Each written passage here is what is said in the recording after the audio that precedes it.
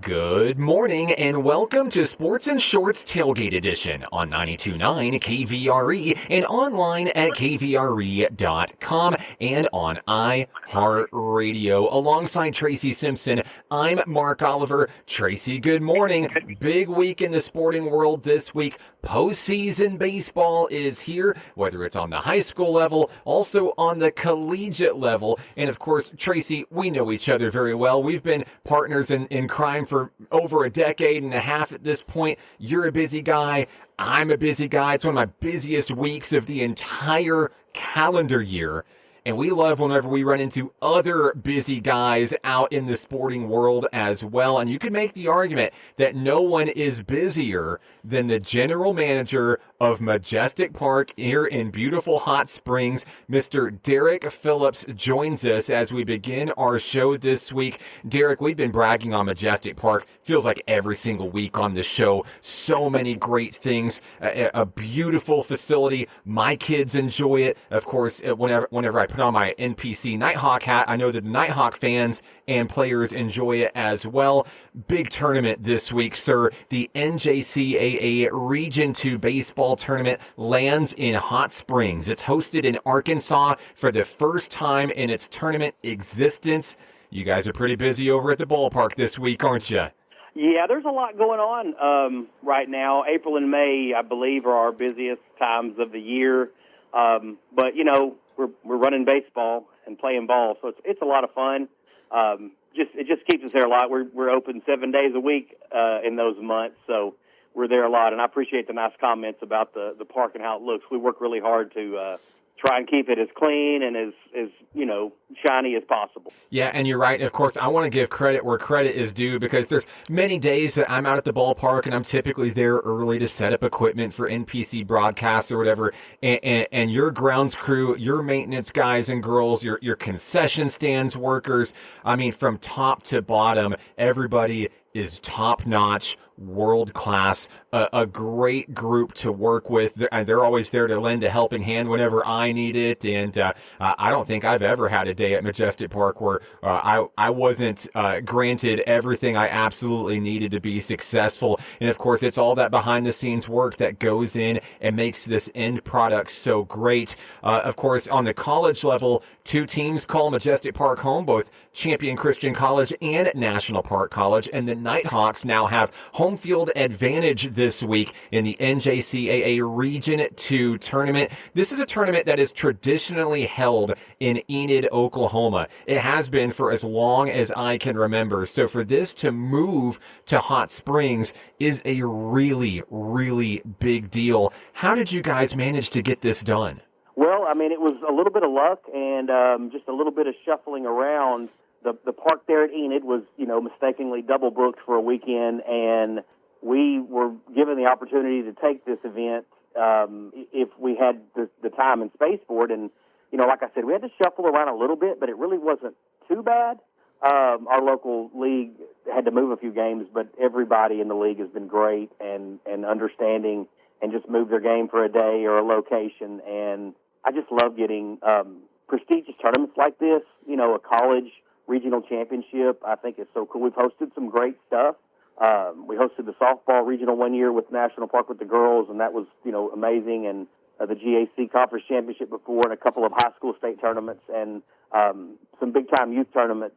And it's really neat to have those kind of prestigious things besides all the weekend and week out travel youth tournaments we have there at the park. You know, and here's another number here too, and I'll bounce back a little bit there. The numbers for the signups this year compared to last year, you guys are just continuing to grow and grow and grow. And that's obviously a good sign for you guys. But my goodness gracious, did those numbers excite you when you saw all the kids that are now getting involved in the lower classification of baseball and softball? Oh, absolutely. I have to say this a lot to certain people that play travel ball or whatever. You know, Majestic Park League is for every child in Hot Springs, regardless of skill level. It's the place for kids to play league ball here in town, and to see that many kids signing up and playing, it's great. I have some history there at that park where I ran baseball there before many years ago, And to see this many kids playing and having a good time is pretty awesome. I even was, last night I was at the park, working the park during games, and there was kids at the batting cage practicing and hitting and practicing pitching, and young kids and their dads in the bullpens pitching and catching to each other. And, oh, man, it's great to be able to be over something that provides these kids and their families such a cool memory. It's really awesome. And of course, Derek, the visibility for Majestic Park and really just the city of Hot Springs in general, you're welcoming in tournaments from all across the region. For this NJCAA tournament, there's 4 teams coming in from all over Oklahoma, including NPC. There are 3 other teams from Arkansas coming from Mountain Home and El Dorado and even Pine Bluff coming in. So you have multiple states, multiple communities being represented. Everybody kind of comes in. This has turned into quite the hub for baseball and softball. How big, describe if you can, how big of an impact has this been on the local Hot Springs community and economy? Well, I always say this when I get that question. We're Visit Hot Springs. So putting people in our hotels and restaurants is one of our biggest missions at Majestic Park. I kind of like to say, and you mentioned the league a while ago, we're 50% league and 50% tournaments and travel impact. And having that many teams with that many players per team for that many days, man, just think about the hotels and restaurants. And those places get excited. We've developed some great partnerships with local hotels and restaurants, and we drive those people to those places that we have those partnerships with, and they get so excited and always call me and tell me how much they love it when they have a full team come in, and whether it's a youth team or a college team. And I just think these rosters are bigger on these college teams, so the hotel, it gets them more rooms. And that's a big impact. So it's really exciting to hear from them and, have them come and stay in town and eat and stay in town and do all the other stuff downtown, whatever. Families go to Oaklawn and the lakes. I mean, there's just so much to do here. And so everybody really gets involved. We have so many partners. I call sponsors partners, not sponsors. We have so many partners here in town, more than I've really ever dreamed we would have, that are just so willing to help and be a part of what we're doing, and it benefits us and them. Speaking of that, of your partners and such like that, we stream, of course, now we're regional here, but we stream, and we have a variety of listeners from all around. And maybe one may be cluing in right now, Derek. What would be the best way to get in touch with you if they may be wanting to get in on one of these tournaments, or if they're wanting to maybe talk to you about a tournament? How would be the best way to get to you and tell them about the site that you've got also for Majestic Park? Yeah, I appreciate that. Instead of giving my phone number and email address on exactly this, right. No. Here, I'll tell you the story. On our website is my email address and my cell phone number. I'm available. I know it. I get a lot of calls and emails, but that's fine, and I'm available if anybody wants to inquire about this. So instead of having to write down and remember an email and phone number, just go to majesticpark.org. Okay. And you'll find my email and cell phone number on there. Yeah, that's availability, Mark. That's what we're talking, local and being proud. I'm kidding you. Hey, that's what it takes. That's what it takes. That's what it takes. It must be working. Well, I mean, I'm telling you, it's been working for years since Majestic Park opened those doors, whether it's the beautiful bronze Babe Ruth statue that greets attendees as they walk into the park. There is something for everyone at all different times of the year. Of course, if the NFL flag football youth league in the fall, of course, also, Derek, something that we want to talk about as well, a really big deal coming down the pipeline is the Babe Ruth World Series coming up in August. Another really big deal for Majestic Park. How did you manage to make that one happen? Ooh, that's a really good story. So I've been a Babe Ruth Cal Ripken district and assistant state commissioner probably since about 2006, and I've hosted and been part of hosting countless district and state tournaments, a handful of regional tournaments, which our region for Arkansas includes Alabama, Mississippi, Texas, Oklahoma, and Louisiana. And for the last, 6 or 8 years, I've been asking to host a World Series somewhere. And then, I came to Majestic Park in 2020, and we built this beautiful park, Babe Ruth Field. And I sent the top man at Babe Ruth League an email and said there's just not a better place to host a Babe Ruth World Series than Babe Ruth Field with the Babe Ruth statue where Babe Ruth played and a place that plays in the Babe Ruth Cal Ripken League. And we talked about it. A lot of these World Series are on contract 3 and 4 years out. And so, we worked it for a little while, and finally the 14s came available, which I think the 14s is the best age group for the older kids now.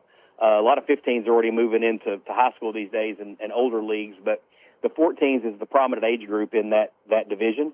And so we talked about it for a while, and finally he came up with a contract. And Steve Arison, thank you so much to Steve Arison. He agreed to let us sign this contract with him and bring this tournament to town. And so for 10 days, starting August 7th, teams will check in from all over the world and play through August 16th. And I'm just really excited to finally get it. It's a tournament unlike any I've ever been a part of. I've been working on it since last summer. So there's a lot to a World Series. We have international teams coming from as far as New Zealand, Nigeria, Chinese Taipei, and several other internationals. And it's just really exciting to have that here and be a part of that and see what we're going to bring to town. Man, oh man. And I'm going to throw a couple of accolades at you. My old college roommate, he came up from Florida to visit with me, and he'd been here a couple of times before, but the one thing he wanted to get off his bucket list was come see the statue of Babe Ruth. And so we had to drive over to the park, and while we were there, other people were coming up. There wasn't a ball game going on or anything, but they wanted to come over and take pictures there. And that was truly amazing. And I'll throw another one at you. That Babe Ruth Field, something special, because I remember some 50 years ago playing over there. And the right side, right field, boy, if we got a little bit of rain by the railroad tracks, you were swimming all of a sudden. So I absolutely know that. You remember that those days, remember? So absolutely. Coach Sitek. I'm from not far down the road, and so we played versus Hot Springs in high school. And American Legion back in the day. So I've played a few games on the old field where Babe Ruth Field is now. Yeah. Coach Sitek's looking down and smiling right now, right? Absolutely.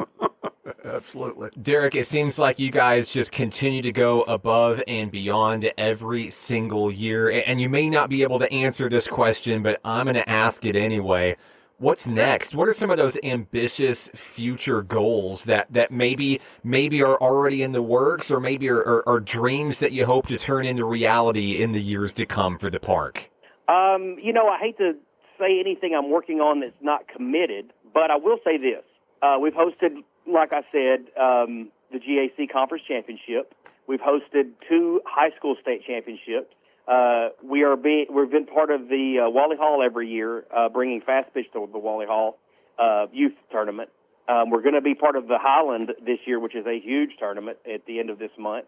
The World Series is coming, which is major. For me, I would like to have another GAC Conference Championship in the future. I would love to host the high school overall, where we've hosted the 3A and 5A where the teams play to get to the finals, and they've gone to Fayetteville or Benton or Conway. And those are typically 2 or 3 year contracts where they play at those venues and then move around. I would love to be the next site for the overall for high school.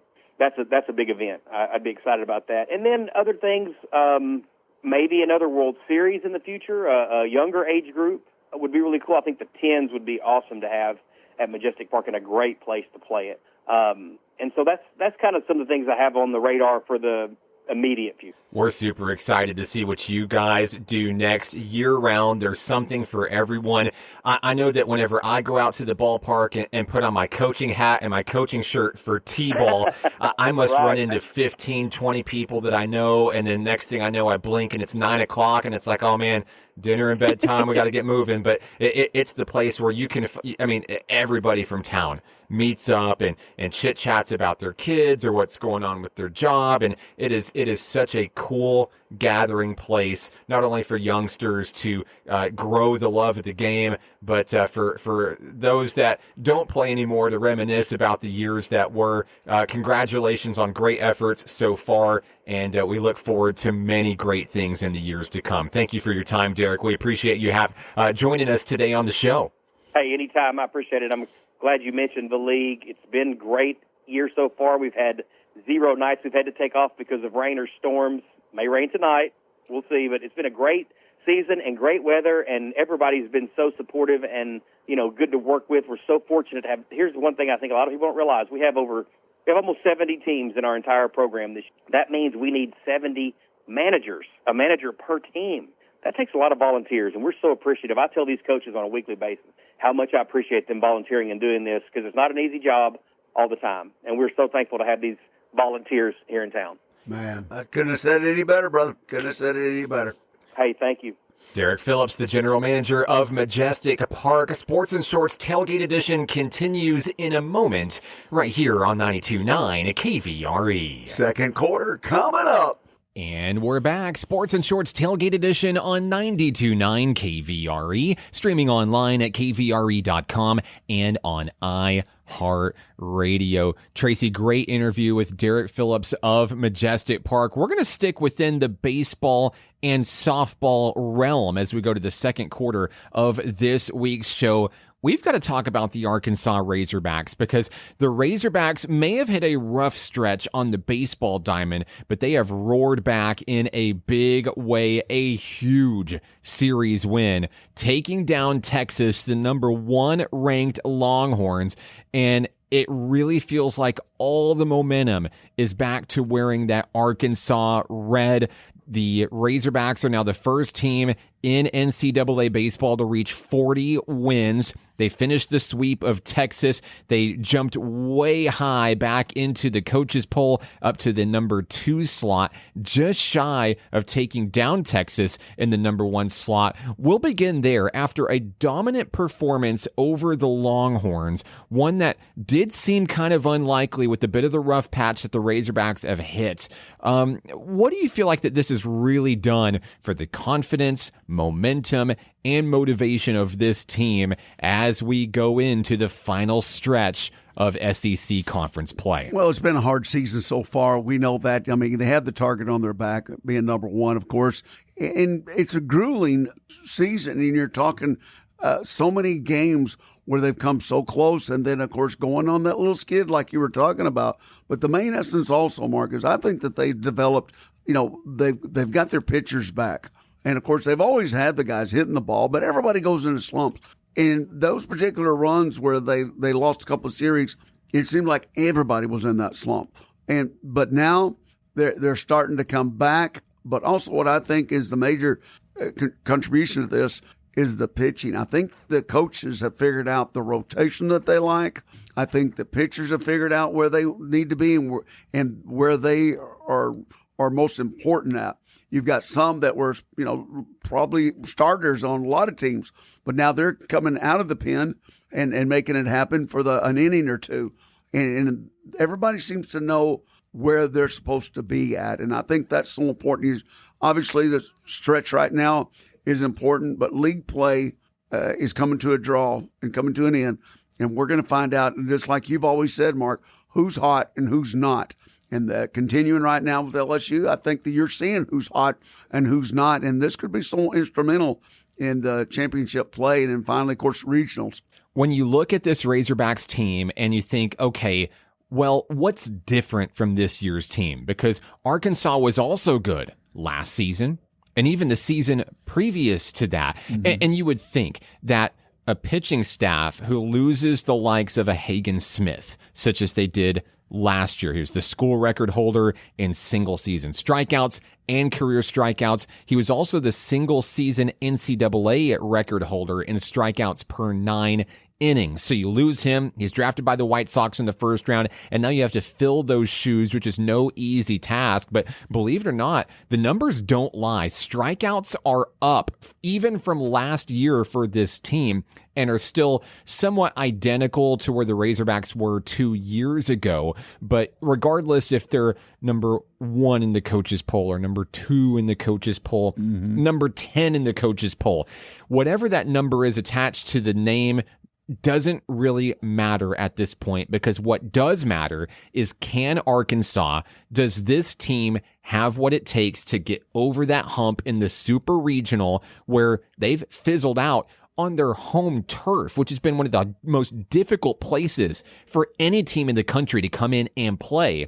Do they have what it takes with the offense, the pitching, the defense to get it done, get over that hump, and really prove to the world. They just took down the number one team in the country, and it wasn't even close. They knocked 5 home runs in that Game 3 win. And this offense, we talked about the pitching a lot. This offense has, I believe it's 5 young men hitting 11 home runs or more. And that's just through 49 games. That's something that's never happened when you compare this Arkansas team to the past 2 Arkansas teams. They're ranked 4th nationally in home runs coming into this weekend, and they've crossed the century mark after hitting 6 total in those final 2 games against Texas. So we talked about this weekend series. LSU, the number 4 team in the nation. Arkansas, certainly with another tough test ahead of it, but it's all about getting hot at the right time. Arkansas seems to be doing just that right now. I'm looking forward, maybe with a glass half full, to a team this year that on paper, with its health and its ability in the batter's box, looks like it has everything there, all the ingredients to put it together to make a deep run in Omaha. Well, and you said about the pitching, Mark, about that, but also let's add on, like you were talking about, also the batting. They're averaging. They've got 5 guys in the lineup that have averages over 300. I mean, think about that overall. It's significant. That's huge. And of course, you said number 4 hitting the dingers, but also getting extra bases, okay, and getting it when you need it. That's been so instrumental. It seems like they're playing tight. They don't have to play long ball. They're playing small ball. They're playing long ball. They're playing whatever they need kind of ball. And I think that's huge, that you're seeing a lot of teams right now that, look, let's just get them on base. Let's see if we can, turn a steal into a score here and there. You're just seeing these guys playing as a unit. And I think the coaches, and I know it's late season, but I think you're seeing the coaches also figuring out where their players are best in the lineup, because you've seen that change. I know that those 2 guys are going to hit no matter what. Yes. But you've even seen them go from 3rd, 4th, even 5th and 6th, depending on what the base structure is and who they've got on base and who the lineup is going to be for the 3 days. Because you got to think about that. Not just 1, not just 2, but 3 days in these series. Because when you get into tournament ball, you're going back to back to back sometimes, and you got to know what rotations work for you. And just like their pitching staff right now, they're getting some new guys back that have been around and they're starting to get their arms back in shape. Also, you've got some kids that they're bringing off the bench in the lineup that's helping not only with the offense, but the defense also. So that is so important, because it's almost like basketball. And you'd say some football, you got to have some of these guys come off the bench and be instrumental in these keys, because when it comes to tournament time, Mark, you've been in those tournaments, you've called those tournaments. One guy can't play 27 innings, all week long. It takes everyone. It takes everyone. It takes everyone. And I think that's what they've got going on right now. Well, we talked about what's going well for the team, and when we look at comparisons, of course, I'm a numbers guy. I live off of data analytics. So this year's Razorback team, in comparison to the previous 2, has a higher batting average, higher on-base percentage, higher slugging percentage, higher home runs by far, slightly better also at walks, just getting on base to begin with. Now, where this team has a flaw, a defect, if you will, they are more prone to striking out at the plate. So going into this LSU series, or even going into the postseason, which is right around the corner, that's going to be one of the biggest things to shore up offensively for the Hogs. Going in and being patient at the plate. And I know that's tough to do for a team that's just tearing the cover off the baseball and thrives on being aggressive. But don't be afraid also to take pitchers deep in counts, make them work for it. Could result in those walks that we are a little bit better at than years past, but also could help reduce some of those strikeout rates as well. I see that as a big X factor that could ultimately make or break games down the road. Well, it's obvious that these kids are starting to blend, so to speak, and play off each other. You're seeing not only the seniors being dominant, but you're seeing sophomores contribute to, every game. But here's the kicker too, Mark. We were talking about that rotation, about players coming and play. you're talking about some of the guys like Robinette and Rose. Speaking of Robinette, he hit those 2 dingers the other night and hadn't hit in 2 years. Yep. But all of a sudden, he knew that when they called his name, he was ready. But here's what's more important. The coaches knew he was ready. That is so instrumental. Obviously, Kendall Diggs is having trouble right now. I mean, he's not seeing the ball like he was last year. So he's having to play a different role this year.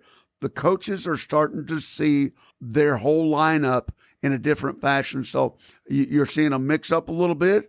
You said Iredale go from third to first, and now, man, I'm bringing up Brooks Robinson again, but that dude's got an arm, man. He can, and of course the Aloy brothers. Are you crazy? 376, 359 average, and that just goes. And like I said, half the lineup is hitting over 300. So small, big ball, whatever you want to do, pitching.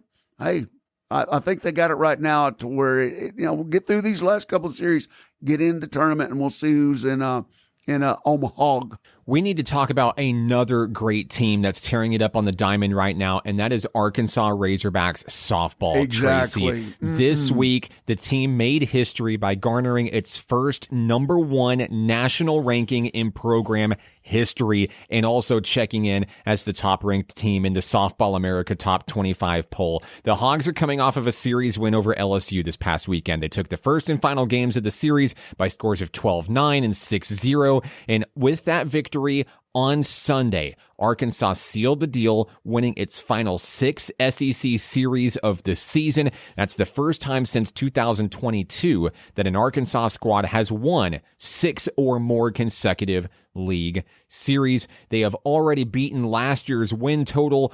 This is a program that is red hot, on fire right now in SEC tournament play. And the sky's the limit for Arkansas Razorbacks softball as well. It's a beautiful thing when you have one program at your school excelling at the highest level, but when both teams are right there in the mix, I mean, Northwest Arkansas must be ecstatic right now. No, I can't even imagine right now. Like you said, #1, something special for everybody, but the way their style is playing also, Mark, that they finally developed into a team that the rotation is coming in now. Because when they come in the last innings that they played, they shut them down. And I mean shut them down. And then they're more style now. They're hitting home runs, don't get me wrong. But there's also playing that small ball to perfection. And I'm talking about scoring. And you alluded to the scores already. They put some points. They get some runs across the plate. And that's the biggest deal right now. I'm thinking that you're seeing teams out there now that are, well, it's the Razorbacks coming, the softball, but now they're saying, hey, let's not play them right now. And going into tourney time, I think you're seeing a dangerous team. And once again, you're seeing an Oklahoma team that, topping the charts in the last 3 years. Well, there may be another team that's dressed in red topping the charts before it's all said and done. Yeah, this is a team that has all the pieces, and they're also boasting a very difficult home stadium in Bogle Park in Fayetteville. Sky's the limit for the Razorbacks softball team, who I think is the must beat. Is the team with the best chance to win it all this year. Huge wins over really good teams out there. Texas A&M, just an incredible run for Coach Deifel and her team. Yeah, when talking about Coach Deifel, look what she's done since she's been on the hill, Mark. That's something special. She came into I wouldn't say a little disarray, but I'm just going to say it right now. But what she's organized, when you've got the likes of the kids coming to play up there for her from all over. And of course, they're strong with we're playing here and getting kids from Arkansas. But she's getting some 1, 2, 3, 5-star recruits from all over the United States. And I think the rest of the United States is starting to see that have always, like you said, the LSUs, the Oklahomas, the UCLAs, those teams they're starting to take their recruits. And I think you're seeing the difference, and that coach has really made that difference on the hill. Yeah, absolutely. Very, very huge. We will take a break here. When we come back, we've got tons more sporting news to bring your way. An NBA story. We're going to talk a little bit about the Kentucky Derby. Don't go anywhere. Sports and Shorts Tailgate Edition. It continues when we come back on 92.9 at KVRE and online at kvre.com. Third quarter coming up. And we're back, Sports and Shorts Tailgate Edition, 92.9 at KVRE. He's Tracy Simpson. I'm Mark Oliver. Tracy, as we go to the third quarter, we'll take a brief pit stop in the NBA, where after 29 seasons, 5 championships, and 1,422 wins, San Antonio Spurs head coach Greg Popovich is stepping away, citing his health and the team's future. Popovich's 29-year run as the Spurs head coach ended on Friday when the 76-year-old Hall of Famer decided to walk away and transition to his new role as the team's president of basketball operations. His decision came after he suffered a stroke in mid-November, after which Mitch Johnson replaced him on the sideline, first on an interim basis, but now permanently, with Popovich walking away from the game on Friday. As he steps away, Popovich's impact on the game is well known. He led a sustained run of title-contending teams, while others rose and fell. He coached the Spurs to an unprecedented 22 straight playoff appearances, helped building an international scouting operation. You think about your Victor Wembanyama's of the world here, going out and getting potentially one of the best young talents to ever play the game. Now, in that organization, San Antonio is not necessarily a large market team, right? So Popovich has achieved so much success with the Tim Duncans of the world and the Manu Ginobili's of the world, even Steve Kerr, the current coach of the Golden State Warriors, who went on to have a dynasty of their own and is still very much in the mix in this year's NBA playoffs, used to play underneath Greg Popovich, as Popovich was the head coach for Kerr. So, so many stories. And to be fair, you could either love or hate Popovich, his style and the way that he was not afraid to be outspoken, whether it was on basketball topics, current event topics, political topics.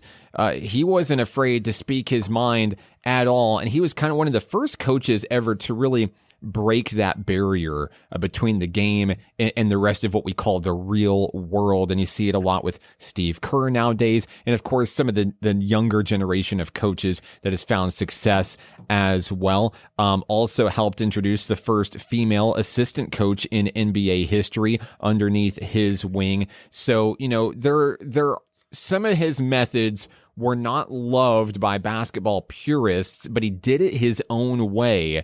And he achieved success by doing it. Greg Popovich stepping away as head coach of the Spurs after 29 years.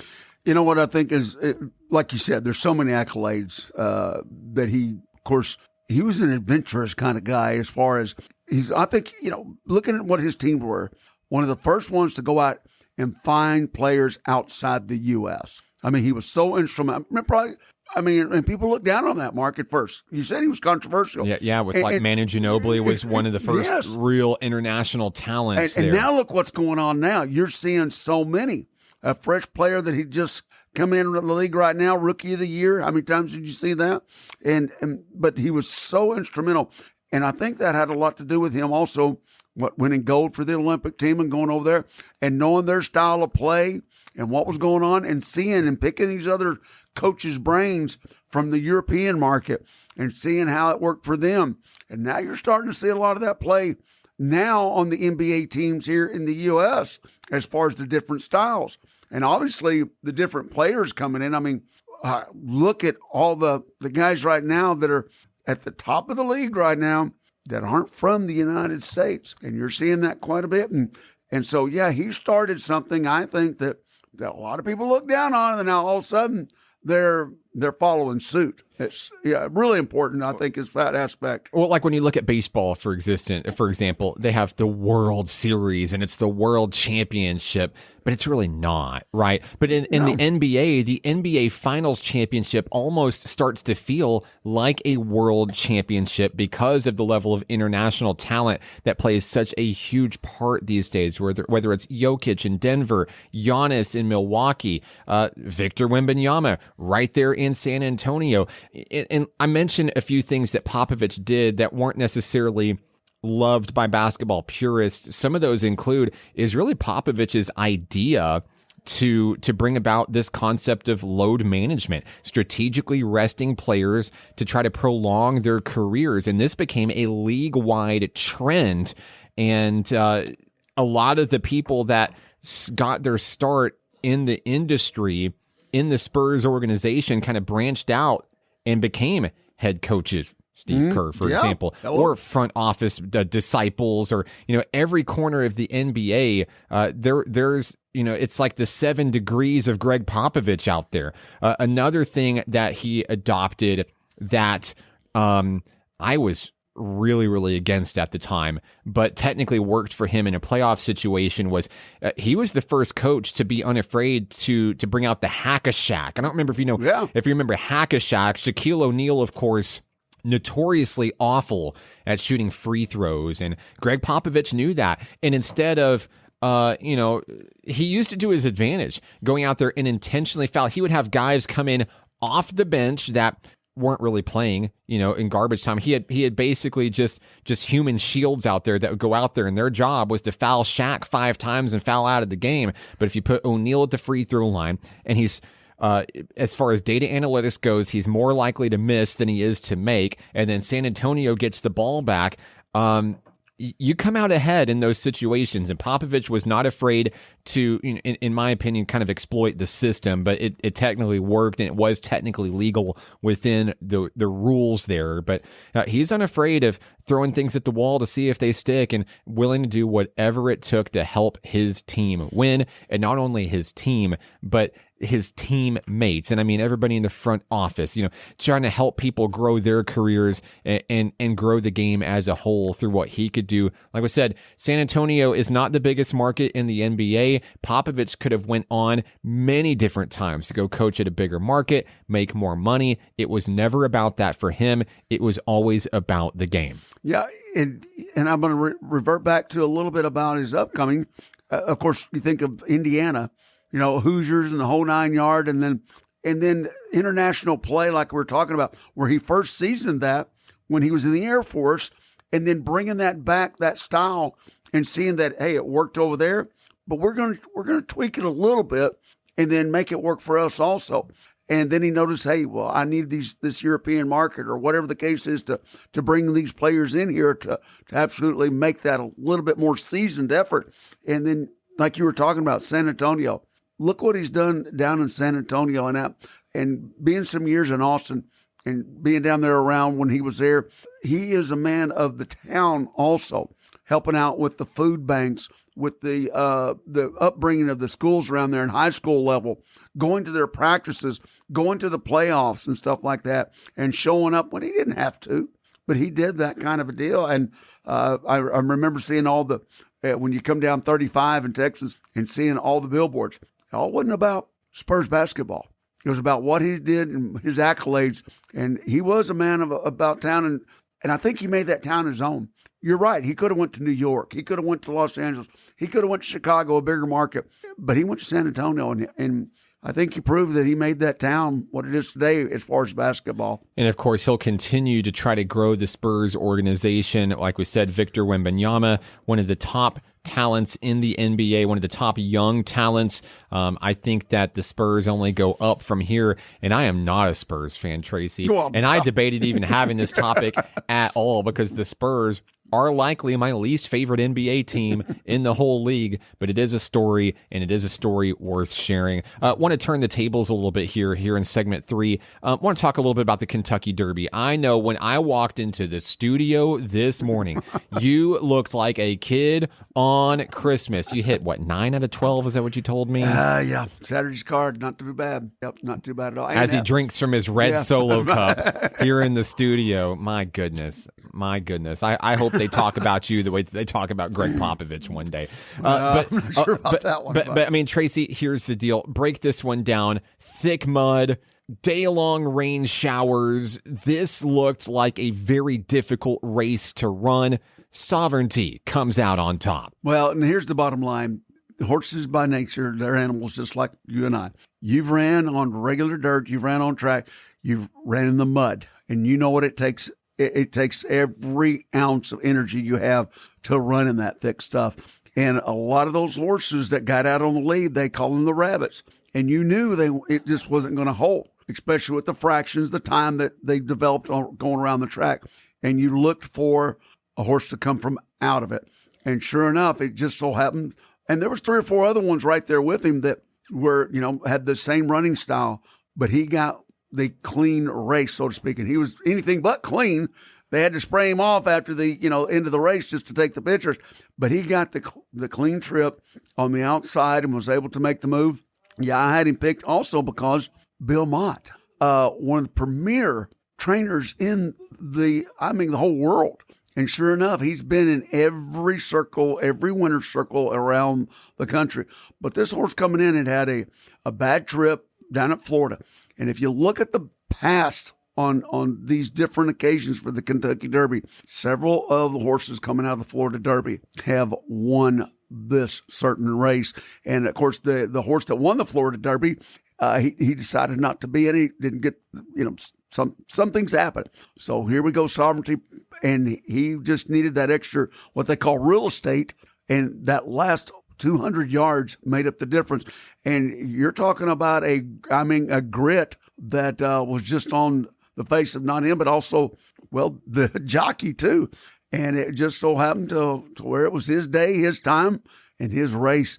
And it come up big. And sure enough, now he's in the history books. But this is something now that we'll allude to down the road.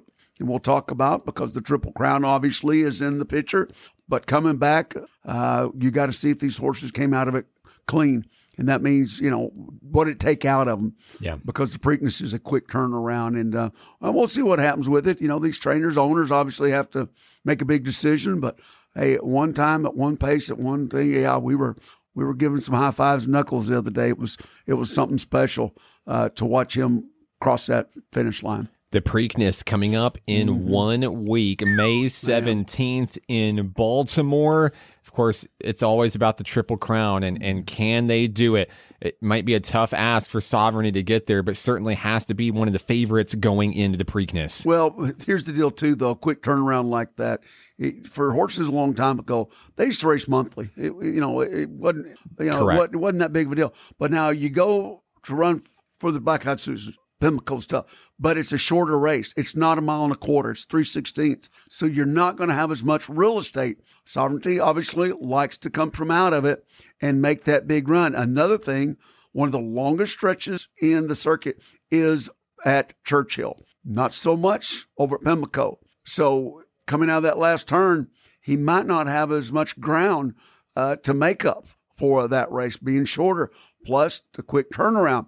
Here's another deal, too. Some of the horses that didn't qualify to get in the Kentucky Derby are going to be fresh. There were a couple of scratches. Yes, and so you're going to see some horses that may be on a local level as far as the East Coast.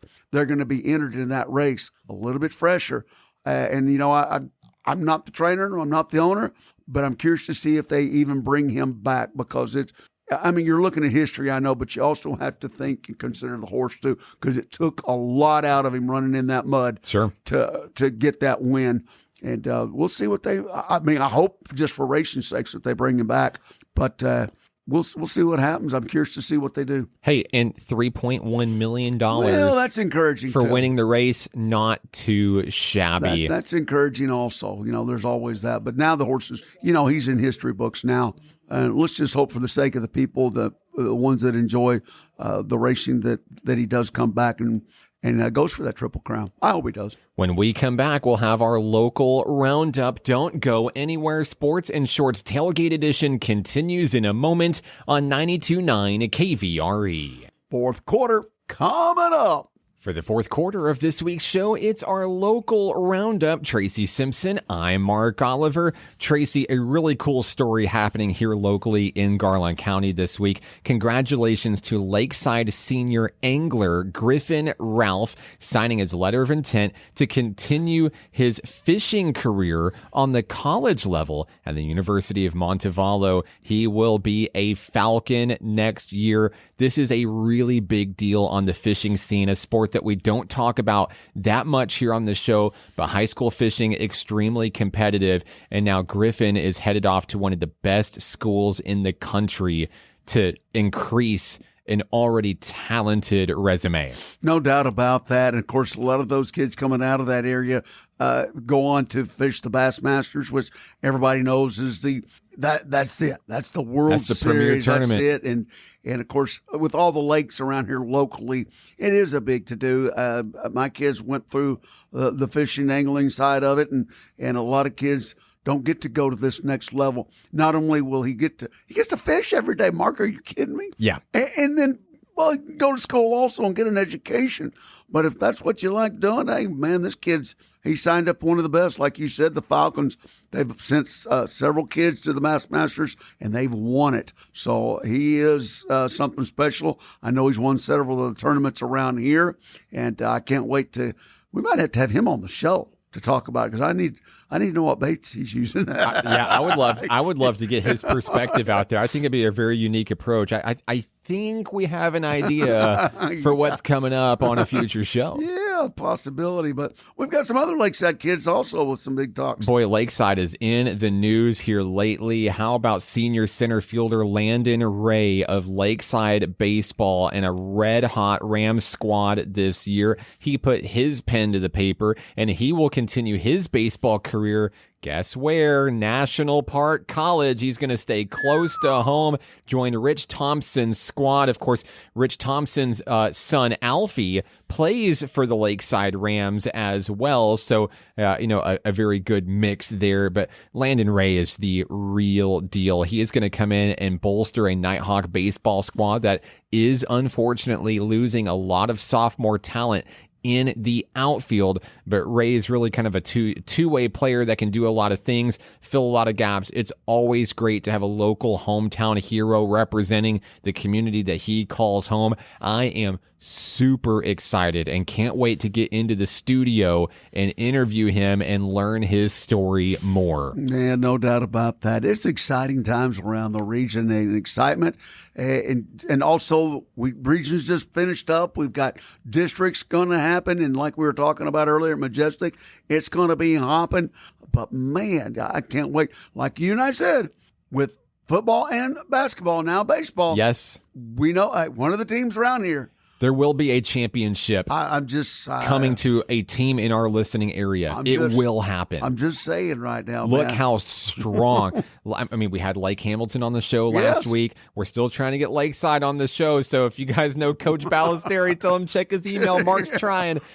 Trying. But, also staying with Lakeside. Hey, the Lady Rams and the Rams, the soccer teams, also doing very, very well. They'll be hosting the 5A South Conference tournaments. We talked about home field advantage when it came to the Nighthawks and the Baseball Region 2 tournament at Majestic. Home field advantage matters, especially on the soccer pitch there at Chick Austin Stadium. Very may well have a soccer state championship coming home to Garland County as well this year. And on a somber note, Mark, Harold Horton, Coach Horton, passing away. And I got to meet the man several times, not only on the field, but also in banquets. But a true Arkansan, DeWitt Holman, but for the Razorbacks and obviously for UCA, which you alumni, you know what I'm talking about. Yep. But sure enough, one of the best. And not only a coach, but he was a player's coach. Mm-hmm. And speaking of that, the amount of kids that graduated under him is still to this day one of the best I mean, around the area, and especially when you're talking about UCA. Unbelievable note. Passing away, Coach Horton. He will be missed. Yeah, longtime fixture at the University of Arkansas and the University of Central Arkansas, dying Saturday at the age of 85. Also a very avid duck hunter as well. No doubt. Yeah, he will be missed. He loved That's where by I saw him at the last banquet. That's where I saw him at Ducks Unlimited banquet. loved by many, impacted everyone that he met. Yeah, but you know what? We think of that and the impact from here to, forever on the kids around the region. Unbelievable. So, Hey, that's our show, Sports and Shorts Tailgate Edition to 92.9 KVRE. We're here every Saturday morning at 10 a.m., and we would love to hear from you. Do you have a story, a team, or a coach that you would like us to feature? Text us anytime, 501-915-1300. For Tracy Simpson, I'm Mark Oliver. We'll see you next week. game over.